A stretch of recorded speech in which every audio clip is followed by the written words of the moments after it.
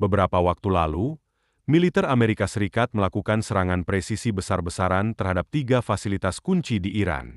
Pada pagi hari tanggal 22 Juni 2025, 7 pembom siluman B-2 secara diam-diam melintasi langit Iran dan melakukan serangan bedah terhadap 3 fasilitas program nuklir paling kritis Iran, di Dou, Natan, dan Isfahan. Bom yang digunakan adalah GBU-57 AOB Massive Ordnance Penetrator, yang dirancang untuk menembus bunker sedalam puluhan meter di bawah tanah. Operasi tersebut diberi nama yang kuat, Midnight Hammer, atau Palu Tengah Malam. Serangan itu mengejutkan semua pihak, termasuk Iran. Ini, tanpa diragukan lagi, adalah salah satu operasi udara yang paling berbahaya dan penting dalam 2 dekade terakhir. Tapi bagaimana perkembangan ini terjadi? Seberapa besar kerusakan yang ditimbulkannya? Sungguh, apa yang diketahui secara pasti? Dan apa yang Amerika Serikat coba hancurkan malam itu? Nah, dalam video ini, saya akan mengungkapkan semua yang diketahui sejauh ini tentang operasi Midnight Hammer. Apa yang akan Anda dengar didasarkan pada laporan resmi dan yang dideklasifikasi pada tanggal 22 Juni 2025, dikeluarkan oleh Jenderal Bintang 4 John Daniel Rising Khan, Kepala Staf Angkatan Bersenjata Amerika Serikat. Pada tanggal 21 Juni 2025, di tengah malam, 7 pembom siluman B-2 Spirit lepas landas, diam-diam dari pangkalan udara Whiteman di Missouri, Amerika Serikat, menuju Atlantik Utara. Namun, itu hanya bagian dari rencana. Sementara itu, dunia melihat ke arah timur. Sekelompok pesawat siluman sedang menuju ke Pasifik dalam manuver brilian penipuan yang dirancang tidak hanya untuk membingungkan publik, tetapi juga untuk menabur ketidakpastian dalam radar dan militer Iran. Paket serangan kerajaan terdiri dari 7 B-2 Spirit tingkat lanjut yang terbang secara diam-diam dengan sedikit komunikasi selama 18 jam. Mereka mengisi bahan bakar di beberapa kesempatan di udara, berkat armada pesawat tanker yang disertai secara bergiliran dengan waktu yang sempurna. Sudah berada di wilayah bermusuhan, yaitu Iran, mereka bergabung dengan pengawalan pemburu tempur. Meskipun tidak secara resmi terungkap, beberapa sumber menunjukkan bahwa pesawat yang ditakuti itu adalah F-22 Raptor, salah satu yang paling mematikan yang pernah dibuat.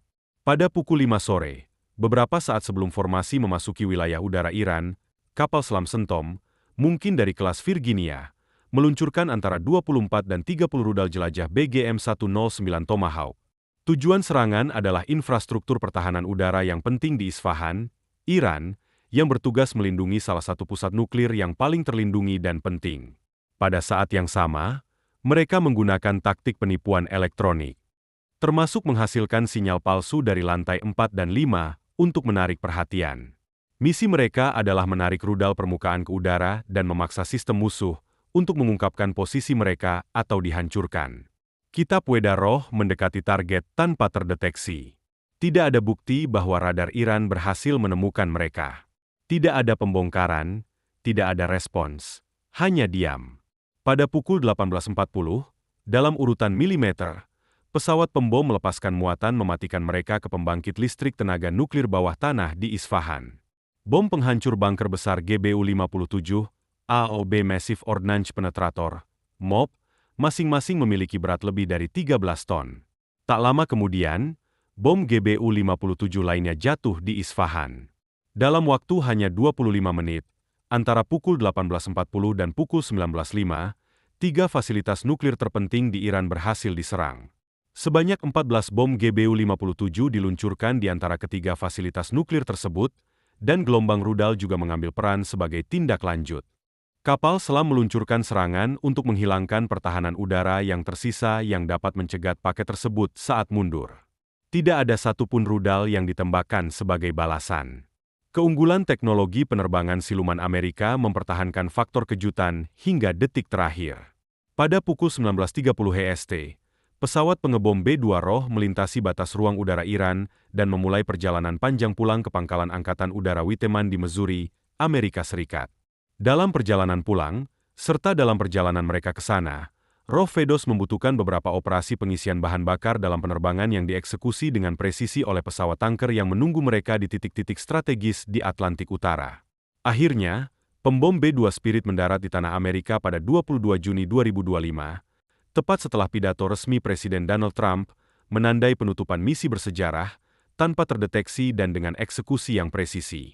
Totalnya, 75 amunisi berpemandu presisi digunakan, sesuai dengan yang dilaporkan oleh Jenderal dan Kane, termasuk bom MOB GBU-57 yang digunakan dalam operasi yang sama. Ini adalah pertama kalinya dalam sejarah bahwa jenis bom ini digunakan dalam pertempuran yang sesungguhnya. Laporan kerusakan awal menunjukkan bahwa fasilitas Natan dan Isfahan mengalami kerusakan parah, bahkan beberapa di antaranya hancur total. Hingga saat ini, rincian lengkap masih dirahasiakan, jadi terima saja informasi ini dengan skeptis. Operasi yang dijuluki Midnight Hammer tidak hanya sukses secara taktis, namun, misi operasional ini merupakan yang paling luas dalam sejarah pembom B-2 Spirit dan yang terpanjang kedua yang pernah diterbangkan oleh platform ini, melampaui misi pembom setelah 11 September 2001, yaitu serangan terhadap Menara Kembar. Setelah operasi, semua pangkalan militer Sencom ditempatkan dalam kondisi waspada tinggi, siap menghadapi segala kemungkinan pembalasan dari Iran. Secara keseluruhan, 125 pesawat militer Amerika Serikat berpartisipasi, termasuk 7 pembom B-2 Spirit, pesawat generasi keempat dan kelima, mungkin termasuk F-22 Raptor, puluhan pesawat tanker, kapal udara intelijen, serta pengawasan dan pengintaian (ISR), dan setidaknya satu kapal selam nuklir kelas Virginia yang menjadi tempat peluncuran rudal Tomahawk. Dan lihat, gambar satelit yang diambil pada tanggal 21 Juni 2025 mengonfirmasi kerusakan yang terlihat pada fasilitas nuklir Fort setelah serangan udara. Dalam gambar tersebut, Anda dapat dengan jelas mengidentifikasi setidaknya 6 kawah dampak yang sesuai dengan 14 bom penghancur bunker GBU-57 AOB Massive Ordnance Penetrator yang diluncurkan oleh pesawat pembom siluman B-2A Spirit selama operasi Midnight Hammer. Dampak tersebut tampaknya telah diarahkan menuju ruang air terjun bawah tanah yang menampung sentrifus canggih Insinyur 6 Iran dan area penyimpanan uranium yang sangat diperkaya, yang berpotensi dapat digunakan dalam senjata nuklir. Perlu dicatat bahwa sumber-sumber di Iran, baik yang resmi maupun yang dekat dengan pemerintah, menyatakan bahwa beberapa hari sebelum serangan, mereka telah melakukan evakuasi preventif terhadap sentrifus di Fort dan Natanz. Namun, informasi ini belum dapat diverifikasi secara independen.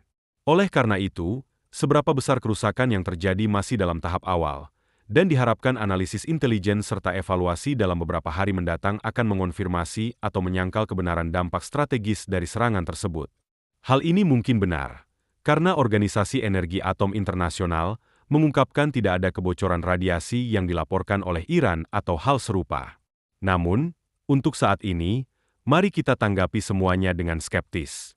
Juga, sebagaimana adanya, citra satelit hanya menunjukkan kerusakan yang tampak di permukaan.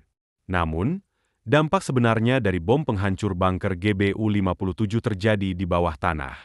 Tempat amunisi ini dirancang untuk menembus lapisan beton dan batu sebelum meledak. Di bawah lapisan tanah, yang tidak terlihat oleh satelit, konsentrasi mungkin berada di titik paling kritis untuk kehancuran. Terowongan, ruang sentrifus, dan sistem vital pengayaan semuanya terletak di kedalaman yang tidak dapat dievaluasi secara sekilas. Saat ini, kerusakan internal masih belum diketahui, tetapi mungkin tidak lama lagi akan terungkap. Yang pasti, serangan ini adalah sebuah tendangan ke papan geopolitik, hingga titik yang dapat menandai peristiwa penting dalam sejarah Timur Tengah baru-baru ini. Dan yang paling mengejutkan adalah bahwa ini baru saja dimulai. Kata-kata Presiden Donald Trump bahkan lebih kuat. Dengan kata lain, semoga proses menuju perdamaian dapat dilakukan dengan cepat dan tepat. Kecepatan dan keterampilan menjadi kunci. Itu saja. Terima kasih sudah menonton video ini. Jangan lupa memberikan like, komen, dan subscribe. Terima kasih, sampai jumpa di video berikutnya.